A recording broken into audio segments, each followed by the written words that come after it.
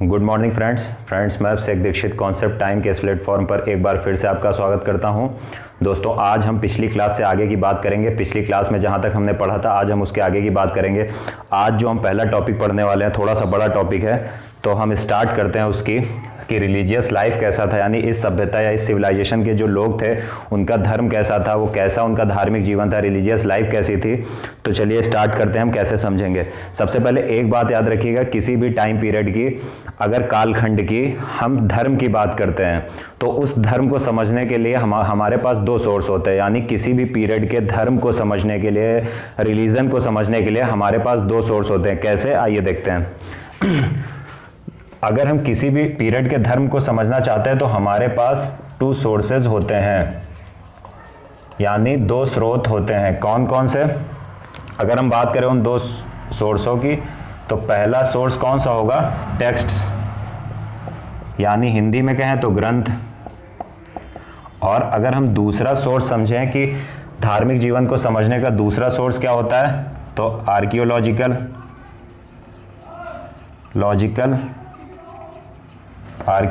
Sources होते हैं। यानी इसको हिंदी में कहें तो पुरातात्विक स्रोत होंगे, पुरातात्विक स्रोत। तो अब समझते हैं कि कैसे इनसे हम धर्म को समझ सकते हैं किसी भी पीरियड के। अगर हम बात करते हैं टेक्स्ट की, यानी ग्रंथों की, तो ग्रंथों से हम किसी पीरियड के या कालखंड के किस धर्म के किस पहलू को समझ सकते हैं।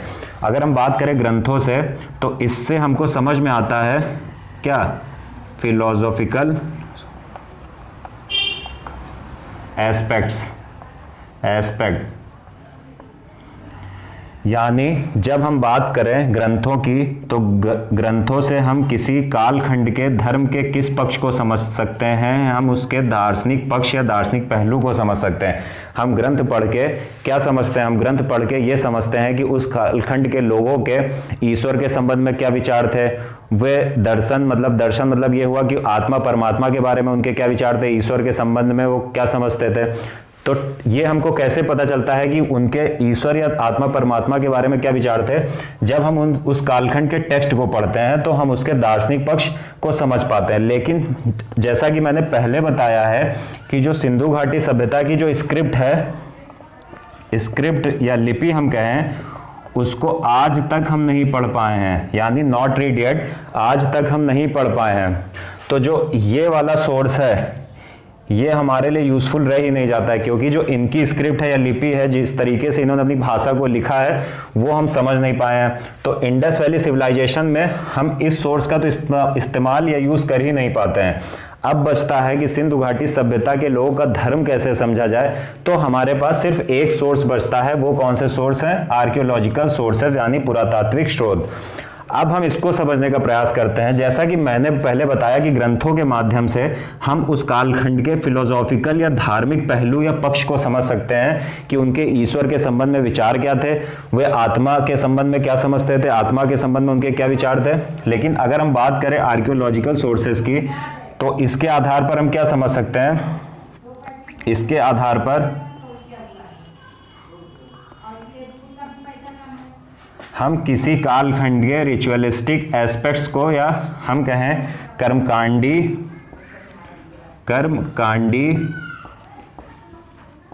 पक्ष को समझ सकते हैं। जैसे मैं एग्जांपल देता हूं कि हमें किसी कालखंड की कोई स्कल्पचर या मूर्ति या स्टैचू मिलता है तो हम क्या अंदाजा लगाते हैं? हमें यह पता चलता है कि वो कर्मकांड के रूप में इस मूर्ति की पूजा करते होंगे, स्टैचू की पूजा करते होंगे। तो हमें आर्कियोलॉजिकल सोर्सेज से फिलोसॉफिकल एस्पेक्ट नहीं पता चलता है, हमें सिर्फ ये एस्पेक्ट पता चलता है कि वो किस प्रकार की रिचुअलिस्टिक मतलब प्रोसेस करते थे, किस प्रकार की कर्मकांडी प्रक्रिया वो अपनाते थे। तो हड़प्पा सभ्यता में क्या है? हड़प्पा सभ्यता में हम जो भी धर्म का अंदाजा लगाते हैं, अनुमान लगाते हैं, वो किन सोर्सेस के आधार पर लगाते हैं? आर्कियोलॉजिकल सोर्सेस के आधार पर लगाते हैं। तो अब हम देखते हैं कि हमने जो आर्कियोलॉजिकल सोर्सेस के आधार पर धर्म का अनुमान लगाया है वो क्या है। चलिए आगे बात करते हैं।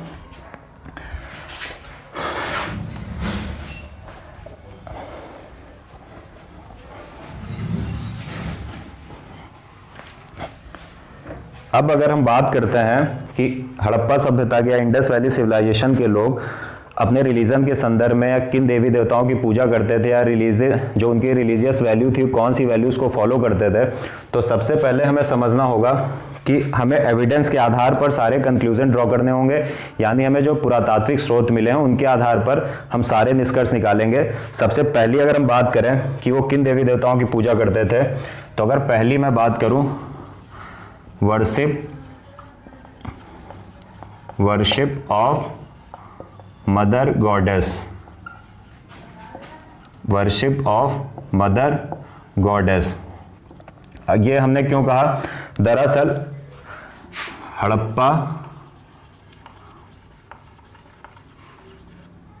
हड़प्पा में क्या हुआ है कि स्टैचूज मिली हैं बहुत सारी, और इन स्टैचूज में क्या है कि वुमेन, सबसे ज़्यादा महिलाओं की मूर्तियां मिली हैं। तो इन मूर्तियों को देखकर ऐसा अंदाजा लगाया गया कि हड़प्पा सभ्यता के लोग मातृ देवी की पूजा करते थे या मदर गॉडेस की पूजा करते थे। तो हमें पहला क्या पता चला उनके ईश्वर के बारे में कि वो लोग मातृ देवी की पूजा करते थे।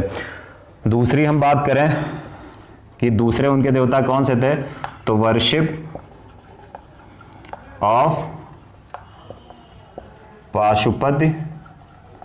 पाशुपत शिवा। आप देखेंगे मोहनजोदारो की अगर हम बात करें, मोहनजोदारो की बात करते हैं, तो मोहनजोदारो से एक हमको सील या मोहर मिली है, और उस मोहर में क्या दिखाया गया है, एक ईश्वर को या गॉड को या डाइटी को, जिसको आप समझिए, को दिखाया गया है, जो किस मुद्रा में है, जो मेडिटेशन पोस्चर में बैठा हुआ है। मेडिटेशन पोस्चर में एक भगवान को दिखाया गया है। मोहनजोदड़ो से एक हमको मोहर मिली है, और इस मोहर या सील में हमने देखा कि देवता जो है वो मेडिटेशन पोस्चर में बैठा गया है, और इसी देवता को हमने क्या कहा, इसी देवता को हमने क्या कहा, पाशुपत शिव, या इसी की कल्पना भगवान महादेव या शिव के रूप में की गई है। तीसरी बात हम करते हैं कि हड़प्पा सभ्यता के लोग किन देवताओं की पूजा करते हैं, तो ये करते थे पेनिस एंड वेजिना वर्शिप। अगर इसको हिंदी में कहें तो लिंग एवं योनि की पूजा। दरअसल हम बात करें इसकी, तो हड़प्पा जो कि रावी नदी के तट पर स्थित है, हड़प्पा में हमको स्टोन या पत्थरों पर क्या मिलता है, बहुत सारे सिंबल्स मिलते हैं। किसके, यानी निशान मिलते हैं, किसके निशान मिलते हैं हमको, पेनिस एंड वेजिना के। तो इसके आधार पर हमने अंदाजा लगाया कि शायद जो हड़प्पा सभ्यता के लोग थे वो पेनिस और वेजिना यानी लिंग एवं योनि की पूजा करते थे। इसके अगर हम आगे की बात करें कि वो किन देवताओं को मानते थे, तो अगर हम उनके चौथे देवता की बात करें तो ट्री वर्शिप करते थे, यानी ट्री वर्शिप। क्या करते थे वो लोग करते थे ट्री वर्शिप। कैसे, देखते हैं आइए। मोहनजोदारो से हम बात करते हैं, मोहनजोदारो जो इंडस रिवर के राइट हैंड साइड पर लोकेटेड है, स्थित है। मोहनजोदारो से हमको क्या मिली है, मोहनजोदारो से हमको एक सील मिली है या मोहर मिली है, और इस मोहर पे क्या है, इस मोहर पर हम देखते हैं कि पीपल ट्री को दिखाया गया, यानी एक मोहर है उस पे पीपल ट्री यानी पीपल के वृक्ष को हम देखते हैं, और हमें ऐसा प्रतीत होता है कि जो इस सभ्यता के लोग थे वो पीपल के वृक्ष की पूजा करते थे, और ये पूजा आज तक प्रचलित है। आज भी बहुत जगह भारत में पीपल के वृक्ष की पूजा होती है। चलिए, हमने 4 देख लिया, इसके आगे बढ़ने की बात करते हैं, या आगे बात करते हैं कि कौन से देवता की वो लोग पूजा करते थे।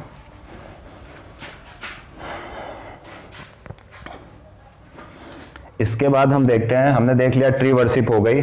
अगर हम 5th नंबर पर देखें कि वो लोग किन देवताओं को पूजते थे, तो ट्री वर्शिप के बाद क्या होगा, ट्री वर्शिप के बाद होगा एनिमल वर्शिप यानी जानवरों की पूजा। अब जानवरों की पूजा कैसे करते थे, जो इंडस वैली सिविलाइजेशन यानी इंडस वैली सिविलाइजेशन या सिंधु घाटी सभ्यता के लोग थे, वो क्या करते थे, वो यूनिकॉर्न या जिसे कहते हैं हॉर्न्ड राइनोसोर्स, या हिंदी में कहें तो एक सींग वाला गैंडा। यानी हड़प्पा सभ्यता के जो मोहरें प्राप्त हुई हैं उसमें हमें कई मोहरों पर एक सींग वाले गैंडे का चित्र दिखाई देता है, प्लस क्या दिखाई देता है हमें, हम्ड बुल का मतलब क्या हुआ, कुबड़ वाला सांड, यानी कुबड़ वाला सांड। तो हमें क्या पता चला इस मोहर से, जो ये मोहर मिली इंडस वैली सिविलाइजेशन में जो मोहरें मिली हैं वहां पर, उन मोहरों पर, कई मोहरों पर हम देखते हैं कि एक सींग वाला गैंडा और कुबड़ वाले सांड को अंकित किया गया, चित्रित किया गया। तो इस आधार पर हमने ये कंक्लूजन ड्रॉ किया कि शायद इस सभ्यता के जो लोग थे वो जानवरों की पूजा भी करते थे। आगे की बात देखते हैं। इसके बाद हम अगर बात करें, इसके बाद हम बात करते हैं नंबर 6 की, कि नंबर 6 की किसकी पूजा करते होंगे, तो हम करेंगे स्नेक वर्शिप।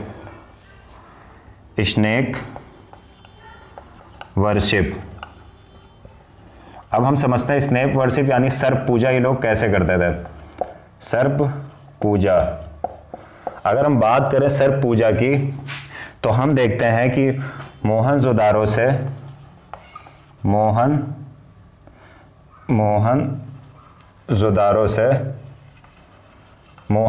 से एक सील मिली है, और इस सील पर क्या दिखाया गया, बीच में एक देवता को दिखाया गया है और इसके दोनों साइड सांप को दिखाया गया है। अगर हम देखें मोहनजोदारो से जो मोहर मिली है उसके दोनों साइड सांपों को दिखाया गया है। तो इससे हमने क्या कंक्लूजन ड्रॉ किया, इससे हम समझें कि ये लोग सर्प पूजा भी करते होंगे। तो हमने इस तरह देखा।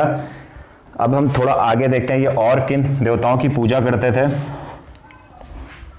और आप एक चीज गौर करिएगा कि हड़प्पा सभ्यता के लोग जिन देवताओं की पूजा करते थे उनमें से बहुत सारे देवताओं की पूजा आज तक प्रचलित है। उसके बाद अगर हम देखें, हमने देखा ट्री वर्शिप हो गई, एनिमल वर्शिप हो गई, स्नेक वर्शिप हो गई। उसके बाद हम देखें तो हम देखेंगे वाटर वर्शिप। नंबर 7 कौन सी होगी, वाटर वर्शिप, यानी जल की पूजा। अब जल की पूजा कैसे करते थे, इसका हमारे पास क्या एविडेंस है, हमको मोहनजोदारो से, यानी मोहनजोदारो से क्या मिला है, हमको क्या मिला है, द ग्रेट बाथ। यानी मोहनजोदारो से हमें क्या मिला है, मोहनजोदारो की अगर हम बात करें तो हमें वहां से क्या मिला, हमें मिला है the great bath. The great bath का मतलब विशाल स्नानागार।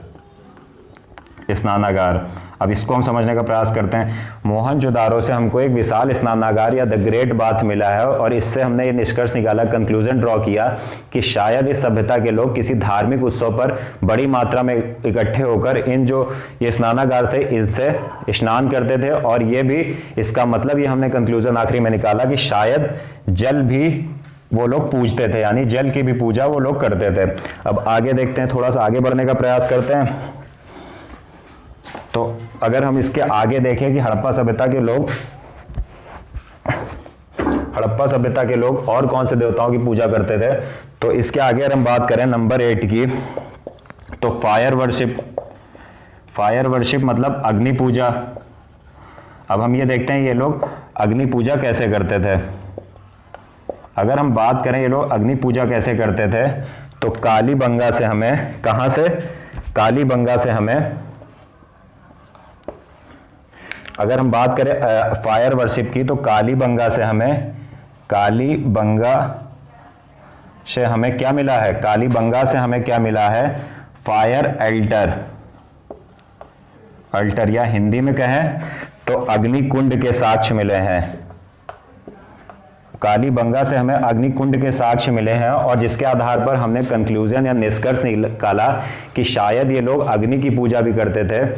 शायद इस अग्निकुंडों का प्रयोग यज्ञों में किया जाता था, तो हमें समझ में आया कि शायद ये लोग आग की पूजा भी करते हैं। उसके बाद अगर हम देखें हड़प्पा सभ्यता के लोग देवताओं की पूजा करते थे। तो 9th अगर हम समझें तो ये लोग करते थे सन वर्शिप, यानी सूर्य की पूजा, जो आज भी प्रचलित है। सन वर्शिप या सूर्य पूजा।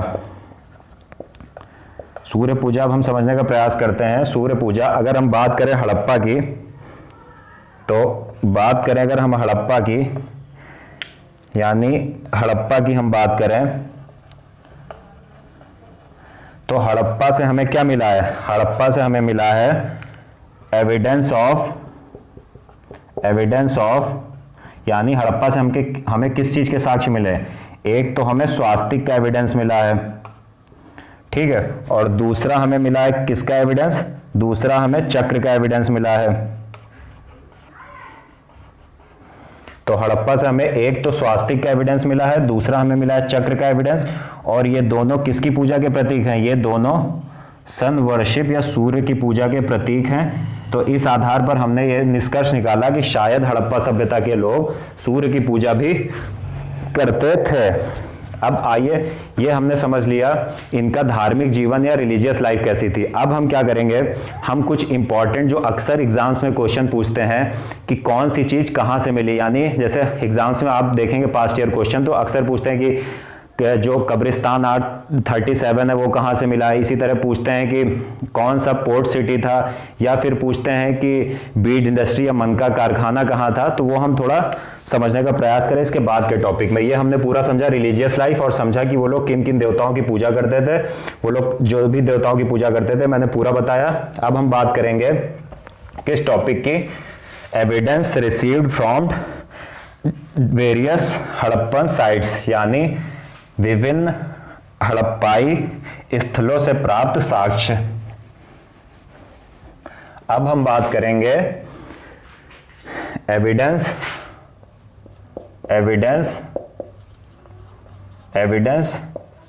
रिसीव्ड फ्रॉम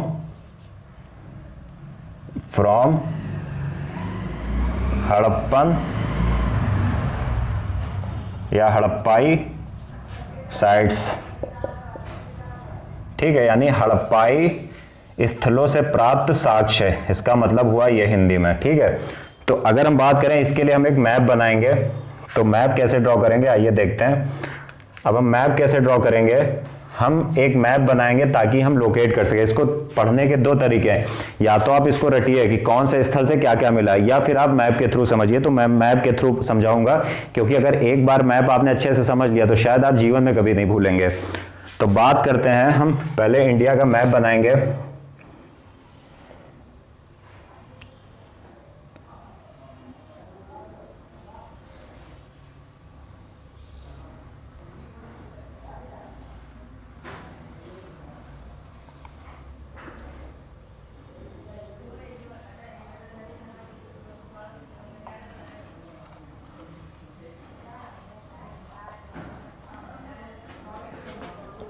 ये पहले हम बनाएंगे अपना प्यारा भारत, ये हमने बनाया इंडिया, और ये हम ड्रॉ करेंगे तत्कालीन भारत।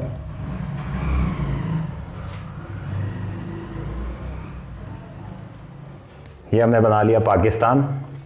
अब हम समझने का प्रयास करते हैं इस पूरे को। अगर हम सबसे पहले बात करें हड़प्पा की, तो हड़प्पा मैंने बताया था यहाँ पर रावी नदी के तट पर है, यानी हड़प्पा ये हो गया।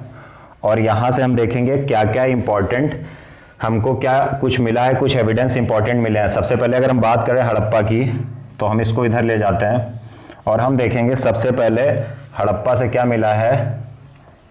हड़प्पा से सबसे पहले हमें मिला है सीमेट्री या ग्रेवयार्ड, इसी को बोलते हैं ग्रेवयार्ड R37, या हिंदी में बोले तो कब्रिस्तान R37। साक्ष्य हमको कब्रिस्तान R37 के साक्ष्य एग्जाम में अक्सर पूछा जाता है कहाँ से मिला है, हमको हड़प्पा से मिला है। इसके अलावा हम बात करें हड़प्पा से हमको क्या मिला है, तो हड़प्पा से हमको एक कॉपर या तांबे का पैमाना मिला है, या कॉपर स्केल मिला है। तांबा पैमाना, तांबे का पैमाना मिला है, ठीक है ना।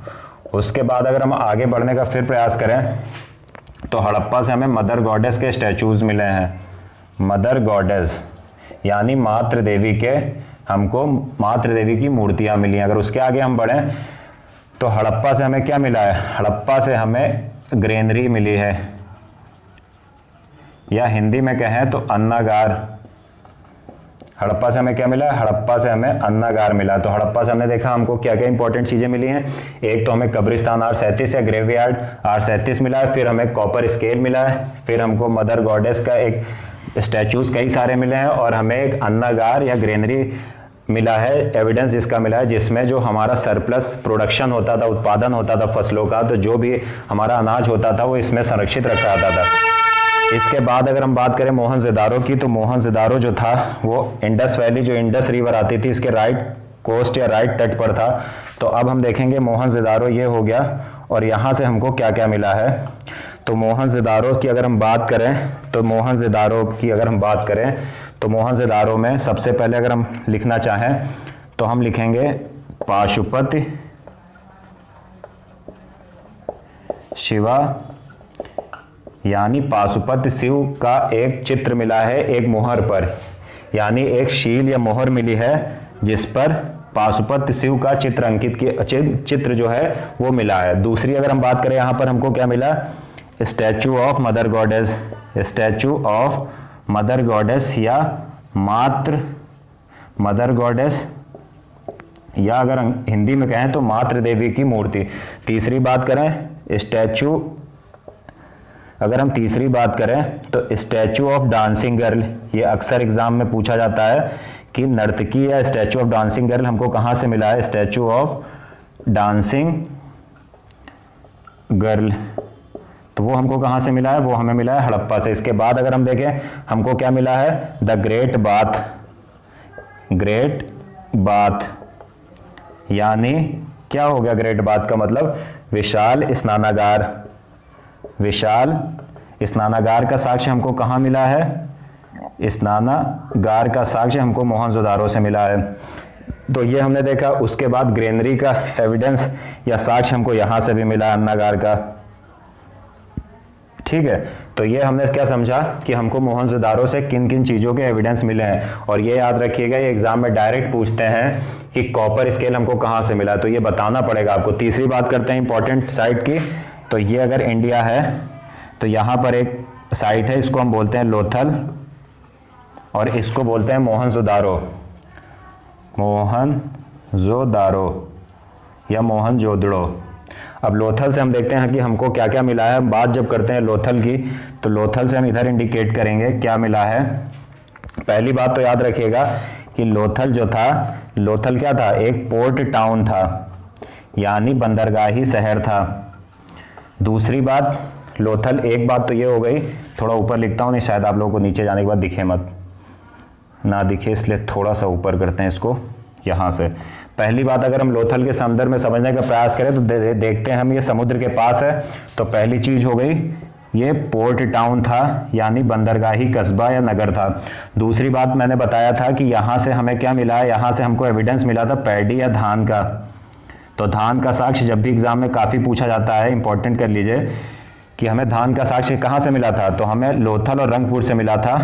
तो ये एविडेंस या धान का साक्ष्य है, ठीक है। तीसरी बात अगर हम बात करें तो यहाँ से हमें एक आइवरी स्केल या हाथी दांत का पैमाना मिला था, हाथी दांत पैमाना मिला था, ठीक है। हमें क्या मिला था, यहाँ पर हमें हाथी दांत का एक पैमाना मिला था, कहाँ से, लोथल से। उसके बाद अगर हम करें तो हमें यहाँ पर बीड इंडस्ट्री का एविडेंस मिला है। बीड इंडस्ट्री मतलब मनका कारखाना, मनका बनाने का कारखाना, मनका कारखाना।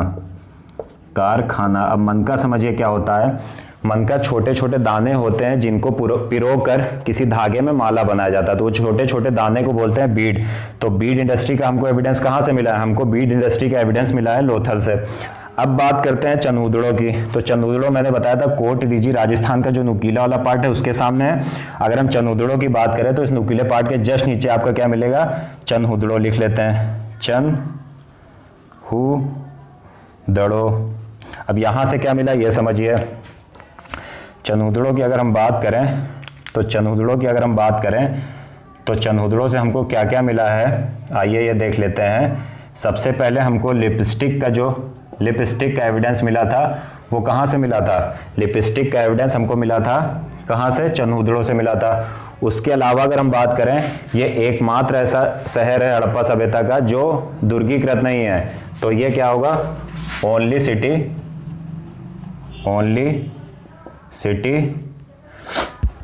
Only city without Citadel. Harappa सब, ये इंपॉर्टेंट है, याद रखिएगा, एकमात्र शहर जो दुर्गीकृत नहीं है। उसके अलावा हम देखें कि मैंने आपको बताया था कि चनहुदड़ों से मिला था क्या? आइवरी कॉम्ब, यानी हाथी दांत की कंघी। कहाँ से मिली थी? हाथी दांत की कंघी हमको मिली थी चनहुदड़ों से।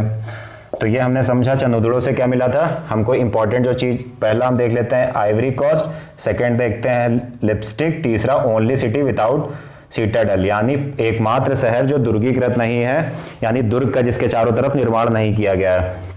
इसके आगे की बात करते हैं तो यहाँ पर एक साइट थी सुरकोटदा, जो कि मैंने पोर्ट में बताया था जब मैंने ट्रेड एंड कॉमर्स पढ़ाया था, तो मैंने बताया था जो इंपॉर्टेंट पोर्ट था उसमें कौन सा बताया था? एक तो लोथल, रंगपुर और सुरकोटदा बताया था। तो सुरकोटदा कहाँ पर है?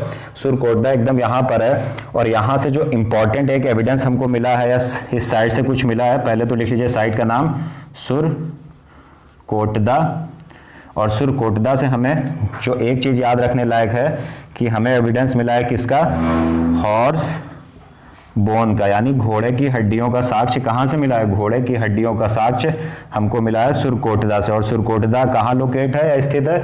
सुरकोटदा गुजरात में स्थित है। उसके बाद अगर हम बात करते हैं कालीबंगा, कालीबंगा कहाँ पर है? कालीबंगा है राजस्थान में। तो कालीबंगा में हम देखेंगे कि हमको कौन से एविडेंस मिले हैं। तो अगर हम जब बात करते हैं कालीबंगा की, तो कालीबंगा को हम थोड़ा नीचे समझने का प्रयास करते हैं। सॉरी, यहाँ नहीं सब पूरा आएगा। तो कालीबंगा की अगर हम बात करें तो कालीबंगा से हमें क्या क्या मिला है? पहली चीज देखिए कालीबंगा से क्या मिला है। कालीबंगा से सबसे पहले हमें फायर एल्टर यानी अग्निकुंड के साक्ष्य मिले हैं। अग्निकुंड, और इसी अग्निकुंड के साक्ष्य के आधार पर अभी हमने पहले क्या पढ़ा था रिलीजियस लाइफ में, कि हमने यह कंक्लूजन ड्रॉ किया कि शायद इस सभ्यता के लोग अग्नि की पूजा करते थे। तो हमें अग्निकुंड के या अग्निवेदी के या फायर अल्टर के एविडेंस कहाँ से मिले? वो हमें मिले हैं कालीबंगा, राजस्थान में है कालीबंगा राजस्थान से हमें फायर अल्टर। और दूसरे हम क्या हमको एविडेंस मिला है? यहाँ पर मिला है प्लोइंग एग्रीकल्चरल फील्ड का, यानी कालीबंगा से हमें किस चीज का साक्ष्य मिला है? कालीबंगा से हमें साक्ष्य मिला है जुते हुए खेत के। तो कालीबंगा से हमें दो एविडेंस इंपॉर्टेंट मिले हैं। कौन कौन से? एक तो अग्निकुंड या फायर एल्टर, दूसरा हमें प्लोइंग एग्रीकल्चर फील्ड, यानी जूते हुए खेत के साक्ष्य कहाँ से मिले? कालीबंगा से मिले। आखिरी में एक एविडेंस मिलता है हमारा बनावली कहाँ था? बनावली था हरियाणा में। तो ये हो गया हमारा कौन सा? ये हमारा हो गया साइट इंपॉर्टेंट बनावली। और बनावली कहाँ पर है? बनावली है हरियाणा में। और अब देखते हैं बनावली से हमें क्या मिला है। तो हम बनावली से जो हमें मिला है वो क्या मिला है? प्लो यानी हल की तरह के क्ले टॉयज, यानी हिंदी में लिखें तो हल की तरह के, हल रूपी मिट्टी के खिलौने,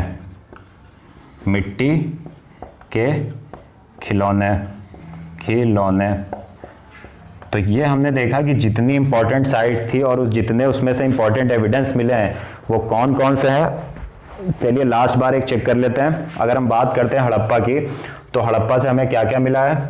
हड़प्पा से हमें मिला सीमेंट्री ग्रेवयार्ड, ये सबसे ज़्यादा पूछा जाता है एग्जाम में, तो इसको याद रखिएगा कि कब्रिस्तान R37 का साक्ष्य हमको हड़प्पा से मिला है। इसके अतिरिक्त हमें तांबे का पैमाना है, कॉपर स्केल का एविडेंस हड़प्पा से मिला है। मदर गॉडेस का स्टैचू हमें हड़प्पा से मिला है। अन्नागार या ग्रेनरी का एविडेंस हमें हड़प्पा से मिला है। ठीक है। उसके बाद हम सेकेंड इंपॉर्टेंट साइट पर आते हैं मोहनजोदारो। तो मोहनजोदारो में एक चीज़ याद रखिएगा, जो पाशुपति शिव का हमें एविडेंस मिला है किसी सील पर, वो मोहनजोदारो से मिला है। स्टैचू ऑफ मदर गॉडेस यानी मातृ देवी की जो मूर्ति मिली है वो मोहनजोदारो से भी मिली है। स्टैचू ऑफ डांसिंग गर्ल नर्तकी की मूर्ति, ये बहुत ज़्यादा इंपॉर्टेंट है, काफ़ी एग्जाम से पूछा जाता है, ये हमको मोहनजोदारो से मिली है। उसके बाद द ग्रेट बाथ यानी विशाल स्नानागार, ये हमें मोहनजोदारो से मिली है। उसके बाद अन्नागार मोहनजोदारो से भी मिला है। लोथल की बात कर लेते हैं, तो लोथल कहाँ गया, ये लोथल रहा, गुजरात के तट पर स्थित है। और लोथल एक तो पोर्ट टाउन है, सही है। लोथल से हमें एविडेंस मिला है किसका, पैडी या धान का मिला है। उसके बाद लोथल से हमें एक आइवरी स्केल मिली है यानी हाथीदांत पैमाना मिला है। और उसके बाद अगर हम बात करें लोथल से हमें बीड इंडस्ट्री यानी मन का कारखाना मिला। एक चीज़ और ऐड कर लीजिए कि जो सती प्रैक्टिस या सती प्रथा का एविडेंस मिला है, एविडेंस ऑफ सती